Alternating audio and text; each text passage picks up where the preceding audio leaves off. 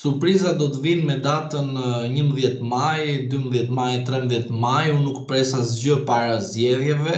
Të gjithë aktorët politikë janë në fushat për të mbledhur vota, për të mbledhur besimin e qytetarëve dhe qytetarët ta konvertojnë besimin në kutitë e votimit me përqimin e tyre kujt do t'ja japin atë besim që nga besimi të shkojmë tek shpresa dhe tek shpresa e realiteti që do t'jetë programi politik të partive politike, duhet pritur pak sepse ditët vazhdojnë, lëvizin, po e vërteta është që surprizat do të kemi, por në cilin aspekt, a do të jenë surpriza nga kutia e votimit, a do të jenë surprizat e koalicioneve, a do të jenë surpriza e ndërhyrjes së ndërkombëtarëve.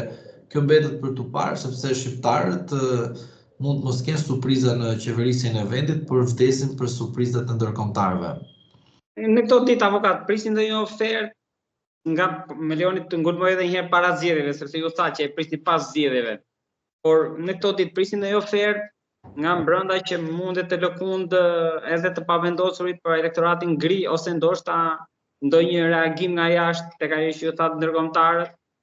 Unë nuk pres ndonjë reagim nga jashtë për këto momente, sepse unë mendoj që administrata Trump do të bëjë diçka ndryshe nga se ka bërë administrata Biden me Yuri Kim, që tha 2 muaj para zgjedhjeve të 2021 që mora garanci nga Edi Rama që me to mdoshe nuk bëj koalicion.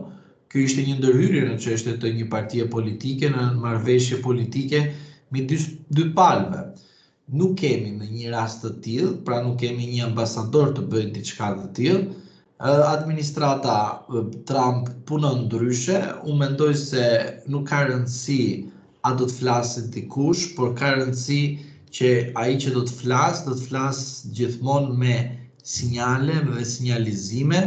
Ju citoj një deklaratë që ka dalë nga ambasada amerikane, ku aty thuhet qartë që publikimi i zëvendës presidentit amerikan, i cili thot në një postim që ka postuar ambasada amerikane në Tiranë, ne nuk duhet të kemi frikë prej qytetarëve tanë, edhe atere kur ata shprehin pikpamjet që nuk pajtohen me udhëheqësit e tyre.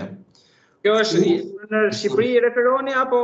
Po, është ambasada amerikane në Tiranë. Unë nuk jam në ngradë, madje marr edhe informacione të sakta në kuptimin e informimit në Facebook, mos ngatrohemi, sepse mos të aludojnë njerëzit kot. Shove gjitha pikpyetjet që mund ngrihen. Po patjetër, mos të mendojnë sikur sepse shqiptarët vdesin për spiuna, po ne nuk jemi të atit kalibri. Atë që e themi të vërtetën tek amerikanët, e them, ajo që është kritik është kritik, po nuk ofendojmë amerikanët. Ne i duam amerikanët, po ne nuk mund të gjunizohemi për shkak të Donald Lu edhe të Yuri Kim përballë një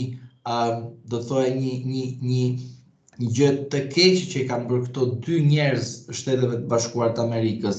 Avokat, po pse sjell ambasada këtë mesazh që ju sapo lexuat 6 ditë para zgjedhjeve? Është një pjesë e shkëputur siç ka bërë edhe më përpara, duke cituar Donald Trump, sekretarin e shtetit, edhe J.D. Vance për zëvendës presidentin, apo domethënë ka një kontekst caktuar që mund ta